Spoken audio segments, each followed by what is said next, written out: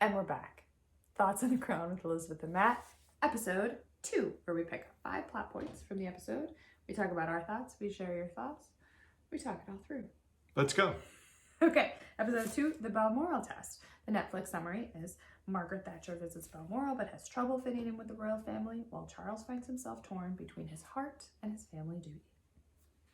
Point 1, Margaret Thatcher. So the first half of the episode is dedicated to Margaret Thatcher visiting the royal family's Scottish estate. In this moment, I think I turned to you and was like, did this really happen? Yes, she would have gone there, but she would have gone there. She would not have gone wildly unprepared. She would not have, she would have known what to expect, what to pack, certainly, what activities would be included. Tremendous dramatic license was taken. Okay. I will say that I loved it because it served as this fantastic vehicle to look at the royal family in a new way. I think a lot of people watching The Crown are very interested in the royal family.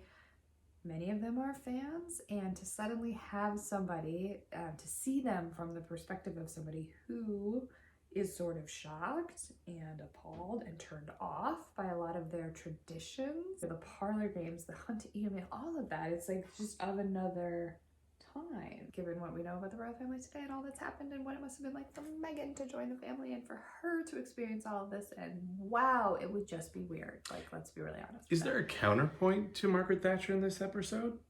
And here we go. Point number 2, Diana. Diana shows up. Diana. What did you think? Well, I mean, it was the line, did you bring outdoor shoes? And she says, I only brought outdoor shoes. Yes. Country Diana. It's not the fashion icon that we have sort of grown to know. She's ready to play a part. Here she is. She knows what she needs to do and she shows up and does it. This is a tangent, but somebody said, can you explain the nickname Dutch? Yes, absolutely. Her nickname was Dutch, short for Duchess, in her family because she had sort of dreamed of climbing the ranks. So point 3, the stag. The stag. Subtle. The stag was subtle. I mean, it's cheesy, but I loved it. This wounded animal and that they're all hunting. My question is, who is the stag? Like, who is the stag supposed to be? It's Diana. Or no? Or is it just like, this is what they do to people? Could it be?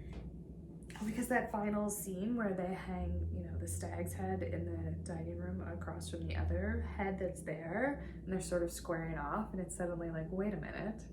Oh, and wasn't it this is the first one of this size that's been on the property since? Yes. And so it's like, is she squaring off against, is the other stag supposed to be Charles, or is it the Queen? I think it's the Queen. I think it's suddenly like, we have another principal, another female. I feel like we might be coming back to that later in the season. I mean, it was super cheesy, but I love the stag. Super cheesy, but I love the stag. Super cheesy, but I love the stag. 4 is the family reaction to Diana. You get the sense that she's not just auditioning for Charles here. This was about winning over the whole family, and then the pressure that the family then put to Charles. Continue. And I would extend the family to Camilla. Camilla's in her 30s at this point. I mean, she was married with children. She seems to have obviously been in love with Charles, but sort of was like, this is it. You have to do this, duty, country, calls. And then number 5, a lot of you had a question about the fashion. Somebody said, quote, the Barbour of it all. And somebody said, so many variations on classic British sporting clothes, including outdoor shoes. I only brought outdoor shoes. It's their private fashion. I think it's more sort of reflective of them as people rather as like the role that they're doing.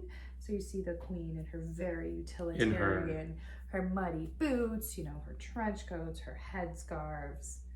And where she feels truly comfortable. There's not a lot of that in the book because there's not a lot of that, there's not a lot of private photos that we see, obviously. If she is having her picture taken, it's a public moment, but it's sort of her horse show fashion. Reminiscent. Yes, of this. I would say quickly with Diana's fashion, I don't think anybody thinks of her as in this stage, certainly before she married Charles, wasn't fashionable in a traditional sense, and certainly not the fashion icon that we came to see. Pre-engagement were these, paparazzi shots where she was wearing very modest, very sort of appropriate clothing. But to see a glimmer of, her spirit and her certainly sartorial spirit in the pink sweater, I thought was nice. That was great. Episode 2, what's your but mostly? But mostly families are hard. Yeah. Yeah. Yeah. Do you Everyone remember had- first meeting my family? I don't actually. Did you remember first meeting your I, brother? Actually, She was I very remember sweet. first meeting your family. It was at a political rally. Oh yeah, because that we we were were on the Camp covering. Lane Trail. Oh, I forgot. And I met Matt's mom on Super Tuesday. Yep. In Boston. Yeah. Remember I stopped by? I do remember. It was nothing like the Balmoral test, that's for sure. From somebody who answered in the question box, said, quote, "The family is boring and brutal to outsiders." This idea of to join us, you have to pass these tests. My God. I mean, truly, my God. It tees up the rest of the season, which is keeps getting better and better. So More to come. Episode Episode 2. 3. We just finished episode 2. Move on to episode 3. Next. More to come More next. to come.